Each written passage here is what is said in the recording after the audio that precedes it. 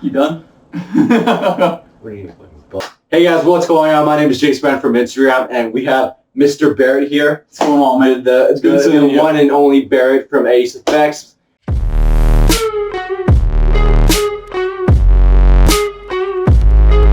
One of our VIP members that I actually recruited about like what, 2 months ago? 3 months ago. 3 months. It was back in March, so coming up on 4 months. Literally 4 months ago. I know, time flies. Fucking insane journey.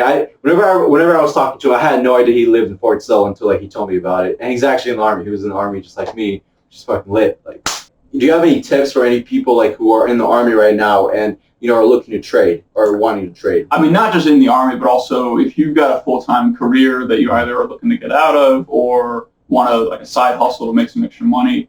I mean, first and foremost, it's possible. It is. It might seem impossible because you wake up at whatever time, especially if you're not on the East Coast or somewhere near that, you wake up to 500 messages and people have already gotten out and are done for the day, and it seems very daunting, but it's possible. You got to work towards fully understanding the system.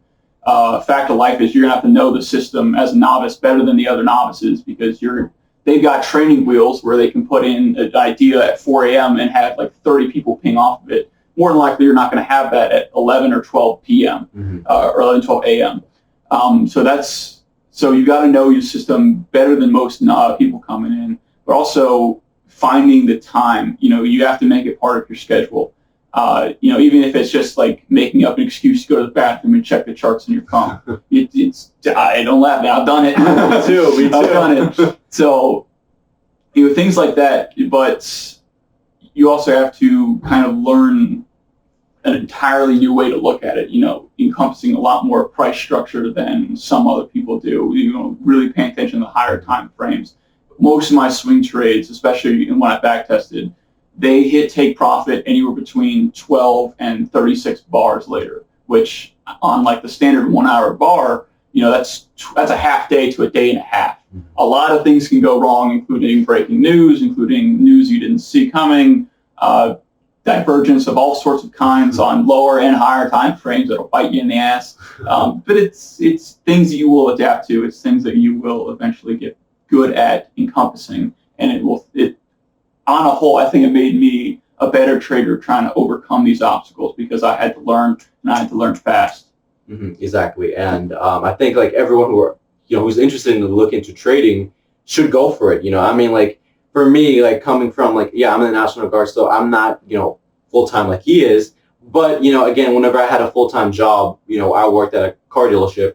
That was something that I struggled with, trying to trade and then as well as, manage customers and, sell cars to people and stuff like that. And for me, I was looking at my phone in the car, driving, or I'm literally in my office and the manager is literally screaming my name, Jason, get your ass over here. And I'm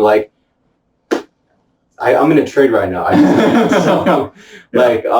It's just you got to put in the work, you got to put a consistency into it. And just I know it's fucking hard because I'm coaching a lot of people right now who are in that same boat where, they don't have a lot of time to do markups. They don't have a lot of time to journal their trades. They don't have a lot of time to trade.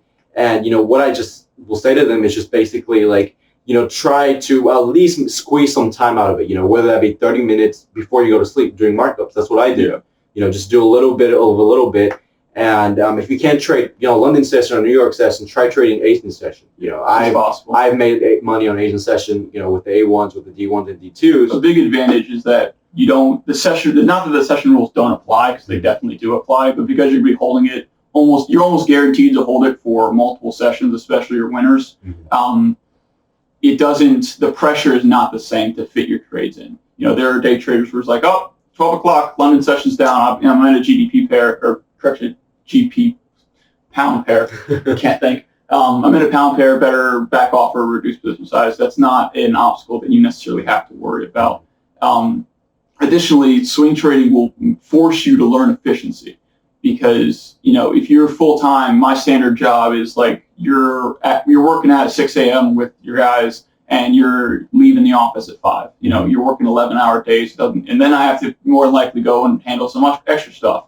So I don't have a lot of time either, but because I don't have a lot of time, it does force you to be efficient. So now you can hammer out markups takes you 2 seconds to do. Mhm. Generating ideas, you become better at it as time goes on.